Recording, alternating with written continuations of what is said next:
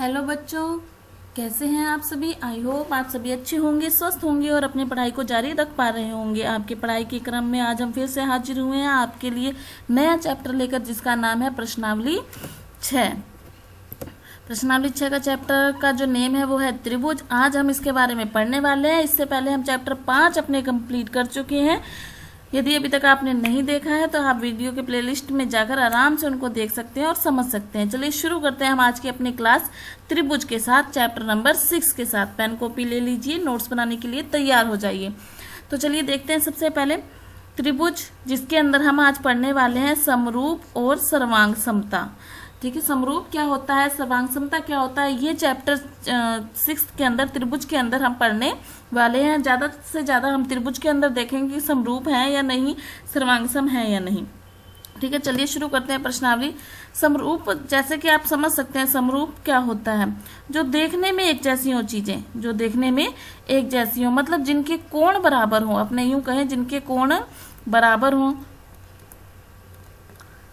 और भुजाएं अनुपात में हो। भुजाएं क्या हो, अनुपात में बराबर हो। ठीक है, उनको अपने कहेंगे समरूप। सर्वांगसम क्या होगा, जिनके कोण भी बराबर हो और भुजाएं भी बराबर हो। कोण भी बराबर हो और भुजाएं भी बराबर हो। सर्वांगसम मतलब एक के ऊपर दूसरी आकृति रख दें तो वो बिल्कुल ढक लेती है एक दूसरे को।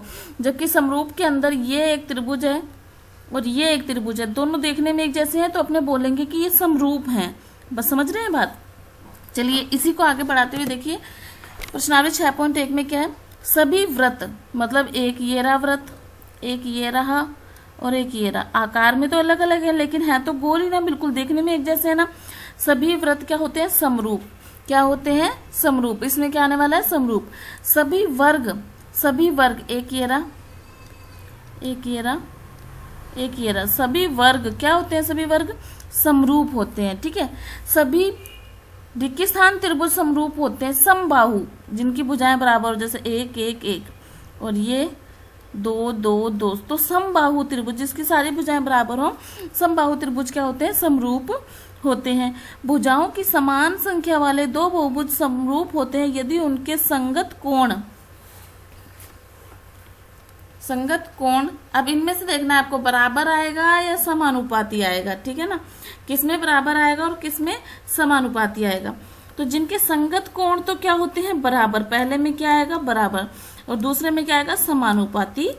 उनकी संगत भुजाएं क्या हो, अनुपात में हो, समानुपाती हो। ठीक है, संगत कोण, संगत कोण बराबर हो और भुजाएं क्या हो, अनुपात के अंदर हो, तो उसको अपने कहेंगे समरूप है ये। ठीक है, ये आपके हो गए रिक्ति स्थान। वीडियो को लाइक और शेयर कर दीजिए फटाफट।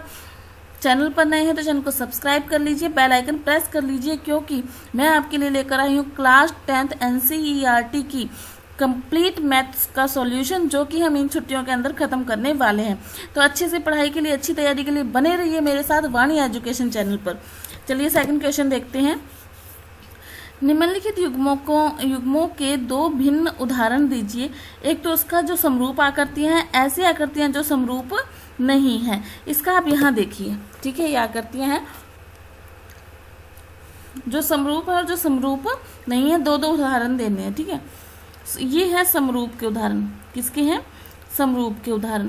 सबसे पहले 1 सेंटीमीटर, 1 सेंटीमीटर, 1 सेंटीमीटर, इसका कोण ये 60 डिग्री, ये भी 60 डिग्री, ये भी 60 डिग्री। यहाँ पर लिखते हैं 2 सेंटीमीटर, 2 सेंटीमीटर, 2 सेंटीमीटर। ये क्या है, 60 डिग्री, 60 डिग्री, 60 डिग्री। ठीक है, अब देखो इनके कोण तो क्या है, बराबर। कोण क्या है इसमें, बराबर। कोण क्या है, बराबर। और भुजाओं का अनुपात भी क्या आएगा, बराबर। 1:2, 1:2। नीचे देखो 1:2, इधर भी देखो 1:2। तो ये क्या हो जाएंगे, समरूप। क्या हो जाएंगे, समरूप। ये तो अपनों ने ले लिया त्रिभुज में। ऐसा ही किस में कर सकते हैं, अपने वर्ग में भी कर सकते हैं।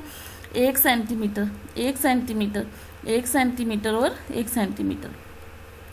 ये कितने डिग्री, 90, 90, 90, 90। कोण बराबर है, कोण इसमें भी बराबर है ना।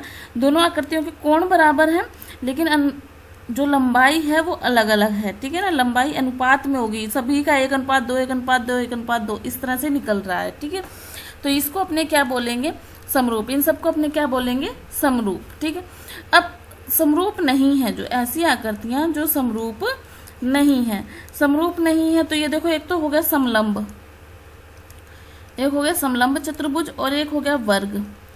देखो इनके कोण भी बराबर नहीं है, ये कम है और ये 90 है, कोण भी बराबर नहीं है, और इनकी भुजाओं का अनुपात भी बराबर नहीं आएगा क्योंकि सारी भुजाएं अलग अलग हैं। ठीक है, ऐसा ही इसमें भी हो सकता है त्रिभुज के अंदर और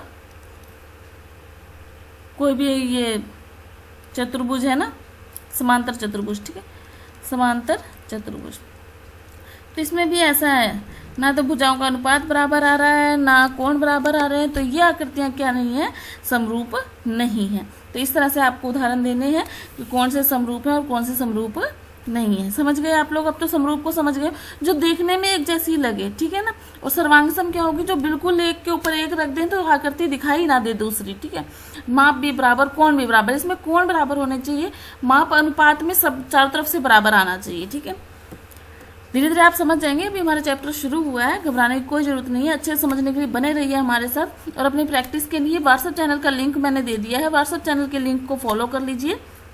ठीक है, आ जाइए।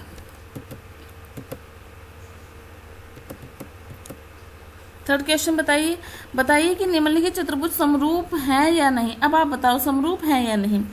देखो, अगर एस आर और अनुपात डी सी, इसका अनुपात निकालोगे 1.5 अनुपात 3, यहाँ से काट दिया, यहाँ 1:2, 1:2 आ गया। ऐसे ही इसका भी 1:2 आएगा, इसका भी 1:2 आएगा, और ये 1:2 आएगा। अनुपात तो सही है। ठीक है, लेकिन क्या कोण बराबर है क्या? यहाँ 90 डिग्री है, यहाँ कोण बराबर है क्या? तो अपने लिखेंगे कि कोण बराबर नहीं, कोण भी बराबर होने चाहिए। ठीक है ना, भुजाओं का अनुपात 1:2 समान है, लेकिन कोण बराबर नहीं है, लेकिन कोण समान नहीं है। भुजाओं का अनुपात बराबर है, क्या लिखेंगे, भुजाओं का अनुपात बराबर है,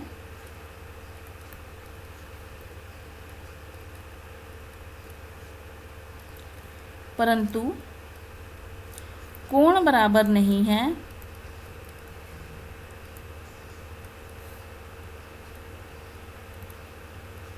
अतः